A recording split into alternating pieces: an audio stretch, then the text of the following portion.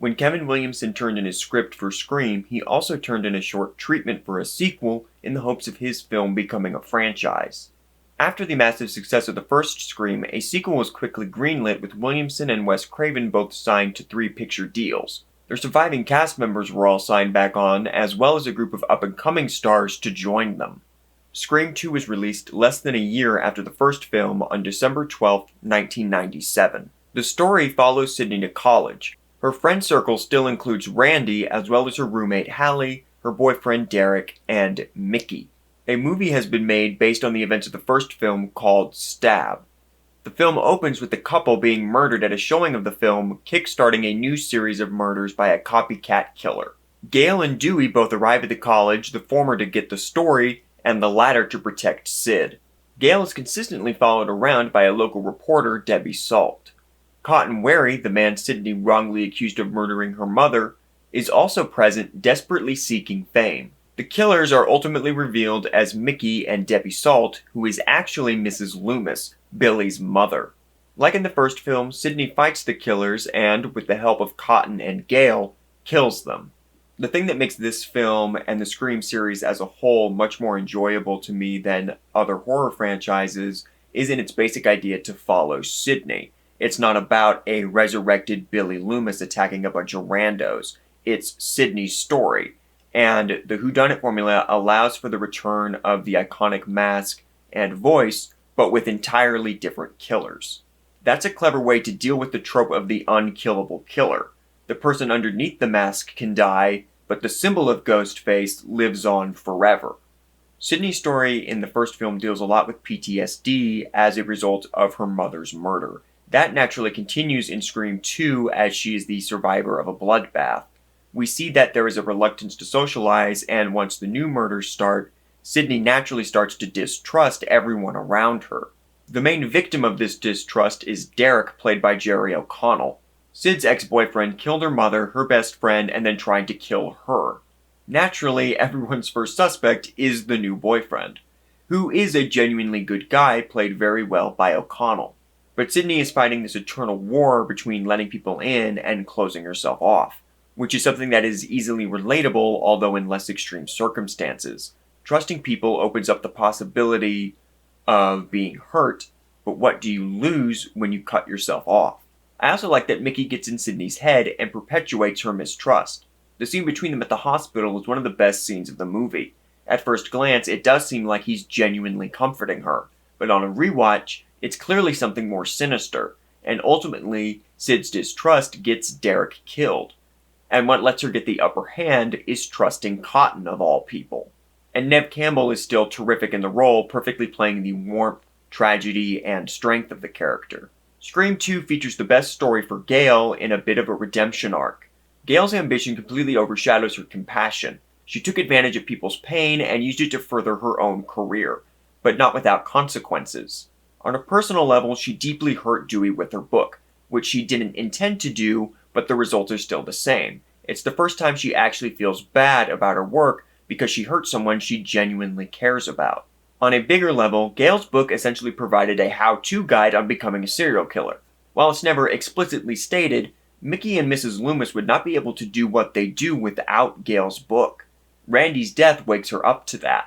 It also provides Dewey with some of his best moments in the series. It's a lot of fun to see this character angry, but still undeniably himself. How do you know that my dim-witted inexperience isn't merely a subtle form of manipulation used to lower people's expectations, thereby enhancing my ability to effectively maneuver within any given situation?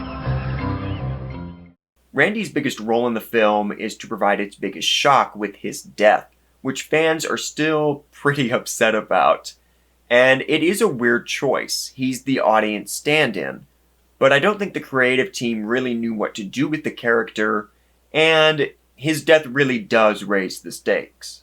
Timothy Olyphant is a lot of fun as Mickey. He's charming and very funny to the point that it's kind of sad when he's revealed as a killer. One of the best things about him is that he spends the entire runtime defending sequels and trying to prove their validity, which makes sense. He's making a sequel. While Randy advocates against sequels, which makes sense because he dies in the sequel. Mickey also provides a continuation of the exploration of the effects of violence in media. The first Scream played it somewhat ambiguously, but this film straight up mocks the idea. The idea that Mickey was inspired to kill people by a movie is ludicrous, and he states it as such. But he wants to use that as his defense, because people would rather blame a movie than actually deal with what's wrong with a person or society at large. Mrs. Loomis makes a lot of sense as a killer and is much simpler. She wants revenge. I do question Gail's reporter skills because she wrote the book and doesn't know what Mrs. Loomis looks like. I know they have that throwaway line about plastic surgery, but I don't know if I buy it. They need her identity to be a reveal, but they also need her to be in scenes with the main cast. The rest of the supporting cast is a lot of fun. I'm a big Buffy fan, and I love Sarah Michelle Gellar. It's honestly disappointing how early and easily she gets killed. Joel, Gail's cameraman, is a fun commentary on how people of color are often treated in these kind of movies, with the absolutely hilarious conclusion that he leaves the movie. He just leaves so he won't get killed. That's so great. Joel also has some of the best lines of the entire series. The opening scene is really effective. It's impressive how quickly Craven can turn the scene from fun to tragic.